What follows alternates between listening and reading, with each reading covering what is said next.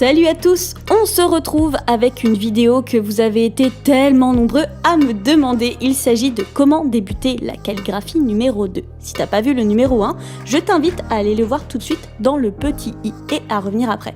Je vais vous montrer à nouveau des techniques super simples avec très peu de matériel pour des effets trop top. On commence avec un petit récap de toutes les façons dont vous pouvez réaliser des ombres.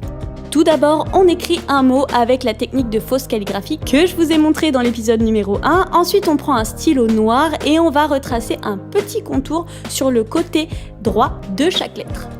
Deuxième technique, c'est la même chose mais en inverse. On écrit le mot en noir et on fait l'ombre en couleur. C'est encore différent et c'est cool. Pour le troisième mot, j'avais envie de faire un format un peu étiquette. Je prends un feutre noir et je vais retracer le contour grossièrement de toutes les lettres. Voilà, on a l'étiquette. Pour faire ressortir bien le mot, je vais le retracer avec un stylo noir et j'ajoute une petite ombre avec mon stylo gris. On peut aussi s'amuser à accentuer l'épaisseur des lettres pour faire une ombre encore plus imposante. Ici, il y a des côtés très épais et des côtés filiformes. Je vais prendre le temps de retracer tout ça au crayon et après je colorie. Il ne nous reste plus qu'à appliquer l'ombre pour encore un très joli résultat. Pour le mot suivant, je prends aussi le temps de retracer le contour des lettres. Il n'y a pas moyen, je trouve que le noir fait bien ressortir toutes les couleurs. Et ensuite, je vais retracer avec le même stylo un léger rebord sur le côté droit de toutes les lettres pour le mettre en relief et je le laisse blanc, je trouve ça joli aussi. On peut faire le même principe mais cette fois-ci avec un rebord colorié en noir, c'est encore différent et c'est joli aussi. Pour le dernier mot, j'avais envie de faire quelque chose de légèrement incurvé, voilà, grosse folie, ça rajoute encore un petit côté mouvement et je vais ajouter une ombre, mais cette fois-ci sur le côté gauche de toutes les lettres. Ensuite, je prends mon stylo blanc et je vais apporter un petit peu de brillance à l'intérieur des lettres. Pour ajouter un petit peu de relief, je prends un feutre violet mais légèrement plus foncé pour colorier le bas des lettres et ensuite j'ajoute l'ombre grise. Voilà, en gros, vous l'avez compris, il y a de quoi s'amuser avec les ombres et de faire plein de choses, y compris avec des crayons de couleur.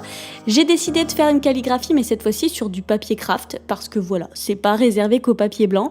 J'efface mes premiers traits de crayon avec la gomme parce que ça va se voir sinon à travers le crayon de couleur, et ça, on veut pas. Ensuite, on commence par faire un dégradé sur les lettres, allant du rose foncé vers le jaune, en passant par le orange et on en profite pour épaissir les lettres en même temps qu'on colorie.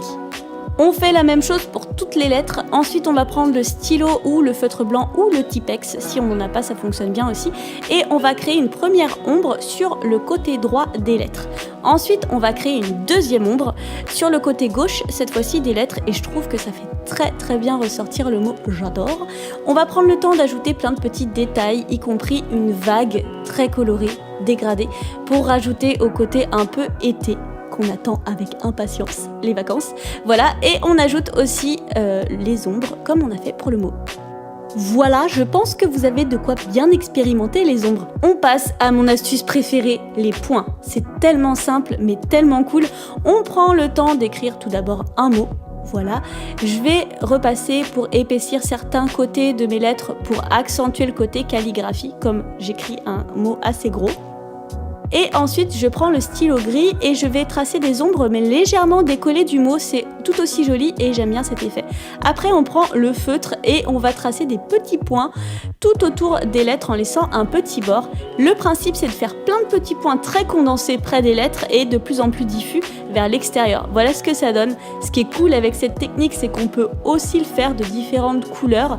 Ici, j'avais envie de faire quelque chose encore sur le thème de l'été. J'ai d'ailleurs transformé les hauts de mon mot en ananas. Voilà, pourquoi pas, c'est sympa aussi de transformer des lettres en objets, ça peut être cool.